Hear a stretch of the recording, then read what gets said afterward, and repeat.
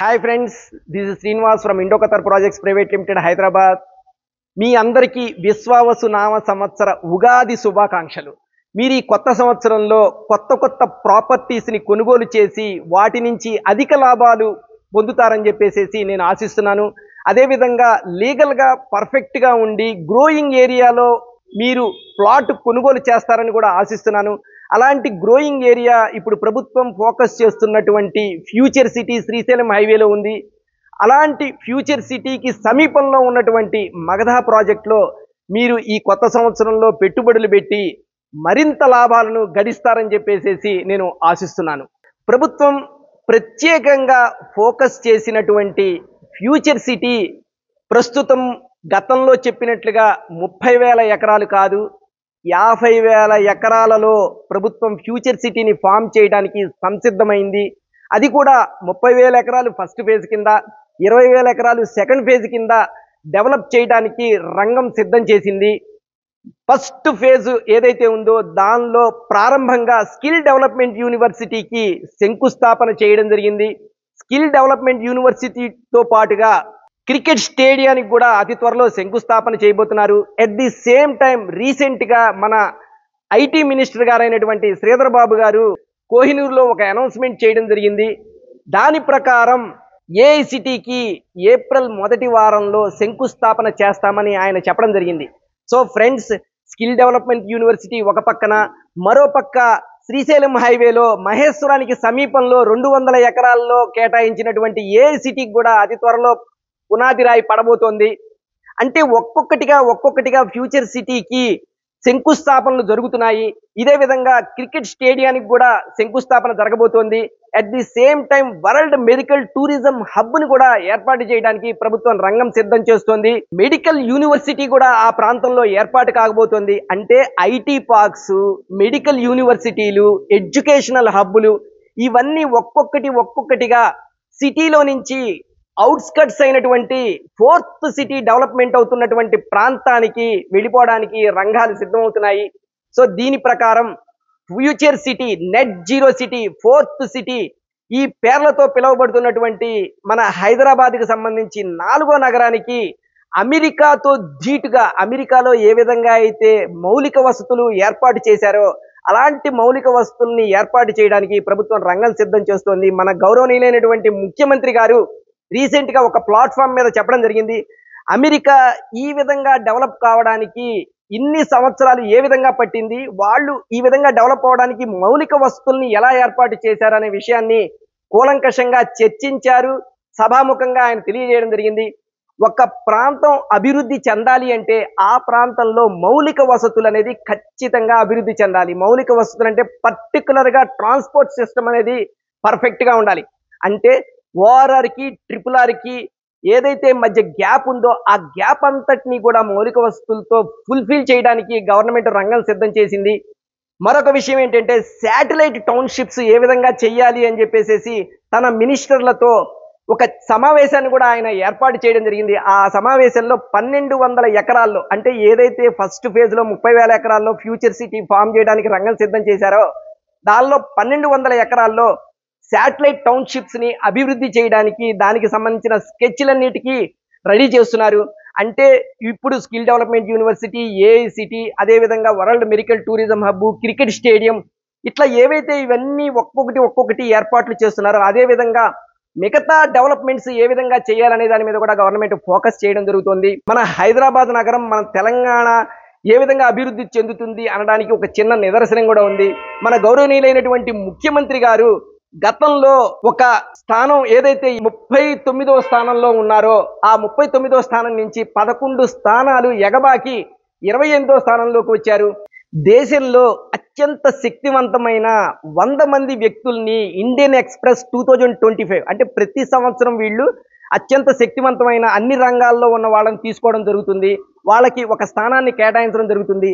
దాని ప్రకారం మన సీఎం గారు 28వ స్థానంలో ఉండడం జరిగింది. అదేవిధంగా మన ప్రైమ్ మినిస్టర్ నరేంద్ర మోడీ గారు గతంలో కూడా 1వ స్థానంలో ఉన్నారు, ఇప్పుడు కూడా 1వ స్థానంలోనే ఉన్నారు. అదేవిధంగా సినిమా రంగంలోకి తీసుకుంటే అల్లు అర్జున్ 98వ స్థానంలో ఉన్నాడు. అంటే టాప్ 100 మెంబర్స్లో మన స్టేట్లో చాలా మంది ఉండడం జరిగింది. అంటే ప్రజెంట్ మన తెలంగాణలో ఎవరైతే వ్యక్తులు ఉన్నారో వాళ్ళందరికీ కూడా ఇండియా మొత్తం మీద ప్రపంచం మొత్తం మీద కూడా గుర్తింపు లభిస్తోంది. ఇది ఇండియన్ ఎక్స్‌ప్రెస్ వాళ్ళు ఎవ్రీ ఇయర్ ఒక 100 మెంబర్స్ ని తీసుకోవడం జరుగుతుంది. అంటే టాప్ 100 మెంబర్స్, ఇండియాలో టాప్ 100 మెంబర్స్ ని తీసుకోవడం జరుగుతుంది. ఆ టాప్ 100 మెంబర్స్ లో వ్యాపారానికి సంబంధించిన వారు కానీ, సినీ ప్రముఖులు కానీ, ఇండస్ట్రియలిస్టులు కానీ, అన్ని రకాల రంగాల వారిని కూడా వీళ్ళు తీసుకోవడం జరుగుతుంది. క్రైటీరియాలకు తీసుకోవడం జరుగుతుంది. ఆ రాజకీయ నాయకుల్ని కూడా వీళ్ళు క్రైటీరియాలకు తీసుకుంటారు. ఈ క్రైటీరియాలో మన సీఎం గారు 28వ స్థానంలోకి వచ్చారు. అంటే ఆయన ప్రభుత్వం ఏర్పాటైన తర్వాత ఆయన పరిపాలనలో తీసుకొచ్చినటువంటి సమూలమైనటువంటి విశ్లేషణ, ఆయన ఏ స్టెప్స్ తీసుకున్నాడు, ఎలాంటి జీవోలు పాస్ చేశాడు, వీటన్నిటిని దృష్టిలో పెట్టుకొని అతనికి ఒక స్థానాన్ని కేటాయించడం జరిగింది. అది 28వ స్థానం. అంటే ఇండియా మొత్తం మీద అతనికి 28వ స్థానం ఇచ్చారు. అదే లాస్ట్ ఇయర్ మన రేవంత్ రెడ్డి గారు 39వ స్థానంలో ఉన్నారంటే 11 స్థానాలు పైకి వెళ్ళి 28వ స్థానంలోకి వచ్చారు. దీన్ని బట్టే మనకు అర్థమవుతుంది మన స్టేట్లో ఒక్కొక్క వ్యక్తి ఏ విధంగా మూవ్ అవుతున్నాడు. అదే విధంగా ఈయన తీసుకున్న స్టెప్స్ కనుక సరిగ్గా లేకపోతే ఆయన స్థానం పైకి వెళ్ళడానికి అవకాశమే లేదు. సో గవర్నమెంట్ ఈ ఫ్యూచర్ సిటీ మీద కాన్సన్ట్రేట్ చేయటం వలన ప్రపంచం మొత్తం మీద కూడా మన హైదరాబాద్ పేరు మారుమరోగిపోతోంది.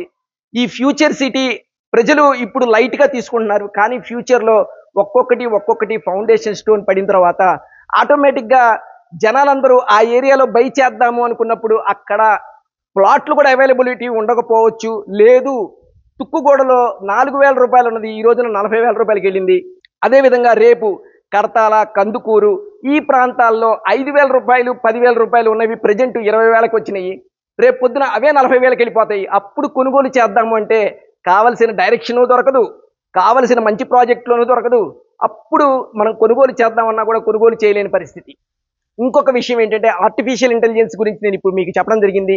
200 ఎకరాల్లో ఏదైతే ఏర్పాటు చేయబోతున్నారో అది రేపు ఏప్రిల్ 1st వీక్లో భూమి పూజ చేస్తామని చెప్పడం జరుగుతుంది. అంటే ఫస్ట్ ఫేజ్ 30,000 ఎకరాల్లో ఫ్యూచర్ సిటీకి సంబంధించి ఏ ఏర్పాట్లు జరుగుతున్నాయి అనే దాని గురించి తెలుసుకున్నాము. శాటిలైట్ టౌన్షిప్స్ కూడా 1,200 ఎకరాలని ఆల్రెడీ గవర్నమెంట్ కేటాయించడం జరిగింది.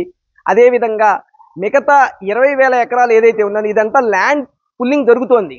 ఒక సిస్టమేటిక్ వేలో ప్రపంచంలో ఉన్నటువంటి టాప్ నగరాలు ఏవైతే ఉన్నాయో వాటన్నిటినీ కూడా అక్కడ డెవలప్మెంట్స్ ఏ విధంగా ఉన్నాయనేది బేస్ చేసుకొని గవర్నమెంట్ స్టెప్ బై స్టెప్ వేస్తుంది. ఇప్పటి వరకు నూతన నగరంగా ఉన్నటువంటిది మన దేశంలో చండీగఢ్. అదేవిధంగా ఇప్పుడు నూతన నగరంగా ఏర్పాటు కాబోతున్నటువంటిది మన ఫ్యూచర్ సిటీ.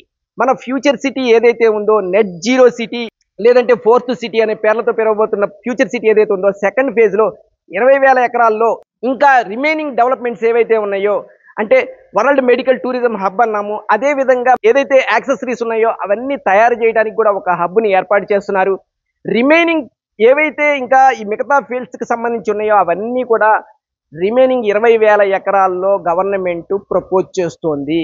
ప్రతి ఒక్కళ్ళు కూడా గతంలో ఇప్పుడు ప్రజెంట్ లేటెస్ట్ టాపిక్ ఏమిటి అంటే LRS ల్యాండ్ రెగ్యులరైజేషన్ స్కీమ్. ఈ ల్యాండ్ రెగ్యులరైజేషన్ స్కీమ్ కి 31/3/2025 ఏదైతే ఉందో అంటే ఈ రోజే ఆఖరి తేదీ. ఈ డేట్ లోపు ఎవరైతే పేమెంట్ చేసుకుంటారో వాళ్ళకి గవర్నమెంట్ 25% రిబేట్ని ఇవ్వడం జరిగింది. ఈ 25% రిబేట్ని పొందాలి అంటే 31/3/2025 లోపు మాత్రమే పే చేయాల్సి ఉంటుంది. దీని తర్వాత గవర్నమెంట్ ఎక్స్టెన్షన్ చేస్తుందా, ఎక్స్టెన్షన్ చేయదా అనే విషయం ఇంకా ఎవ్వరికీ తెలియదు. ఒకవేళ ఎక్స్టెన్షన్ చేస్తే ఏప్రిల్ మంత్ కూడా ఇస్తారు అని చెబుతున్నారు. ఇది పేమెంట్ చేయడానికి చాలా మంది చాలా ఇబ్బందులు పడుతున్నారు. మీ సేవా సెంటర్లని అక్కడికని ఇక్కడికని తిరుగుతున్నారు. అలా తిరగవలసిన అవసరం ఏమీ లేదు.